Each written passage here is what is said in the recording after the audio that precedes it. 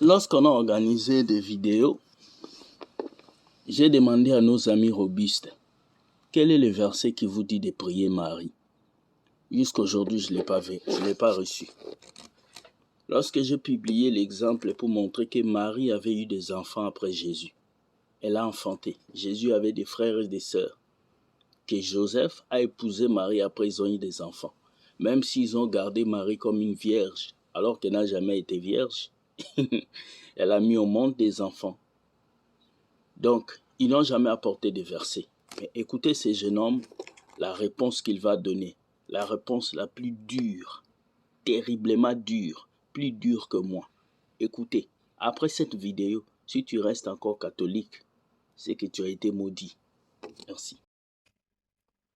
Bonjour tout le monde, bonsoir à tous. Je suis Steven Gnad. Je pense que ça vous le savez déjà. Lisons ensemble le commentaire de notre frère. Il dit ceci. Maman Marie va te visiter, crois-moi, et tu viendras témoigner. Le Seigneur te bénisse. Je vais choquer beaucoup de personnes, mais laisse-moi te dire ceci. La Vierge Marie ne va jamais me visiter. Elle ne peut même pas me visiter. Je te parle dans la sagesse et dans la politesse. Et je vais encore aller plus loin. La Vierge Marie qui se trouve dans l'Église catholique n'est pas la véritable mère de Jésus. La Vierge Marie qui se trouve dans l'Église catholique n'est pas celle qui a enfanté Jésus, mais c'est une dame de l'air. C'est une dame qui se trouve au niveau du deuxième ciel. Il faut bien écouter. De la même manière qu'il y a plusieurs Jésus, il y a des faux Jésus, il y a le véritable Jésus. De cette même manière, il y a la véritable Marie qui a enfanté Jésus, comme il y a aussi des fausses Maries. Et celle qui se trouve dans l'Église catholique, cette Marie en question n'est pas la mère de Jésus. Je vais aller étape par étape. Je suis arrivé à un niveau où j'ai fait un constat que beaucoup de personnes même m'apprécient.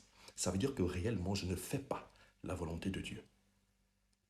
Tout chrétien qui a réellement reçu Jésus, qui a réellement reçu le Saint-Esprit et qui a un compte TikTok, une plateforme pour propager l'évangile, et que jusqu'alors, cette personne en question, ce véritable chrétien, n'est pas insulté, n'est pas vilipendé. Ça veut dire que les messages que tu prêches ne viennent pas réellement de Dieu. Ça veut dire que tu prêches réellement ce que les gens veulent entendre, mais tu ne leur prêches pas la vérité. À partir d'aujourd'hui, il faut commencer à dire la vérité aux gens.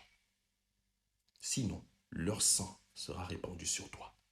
Il faut commencer à annoncer, à dire la vérité aux gens, même s'il faut que tu perdes ton compte.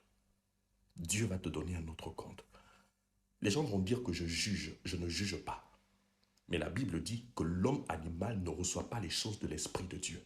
Parce que pour lui, c'est une folie. Mais l'homme spirituel juge de tout. Si vous prenez mes vérités comme étant une forme de jugement, que puis-je faire? Parce que Dieu m'a donné le pouvoir. Ne savez-vous pas que nous aussi, nous allons juger les anges? Nous, les chrétiens qui avons reçu Jésus. Ce n'est pas moi qui le dis, c'est la Bible qui le dit. Nous allons juger les anges. Et nous, les hommes spirituels, nous jugeons de tout. Ce n'est pas moi, c'est les Écritures. Si tu es chrétien et que jusqu'alors, les gens t'aiment sur les réseaux sociaux, ça veut dire que jusqu'alors, tu ne prêches pas le véritable message. Jésus revient bientôt. Je suis Steven Gnad et ma bouche dira toujours la vérité. C'est juste la première partie.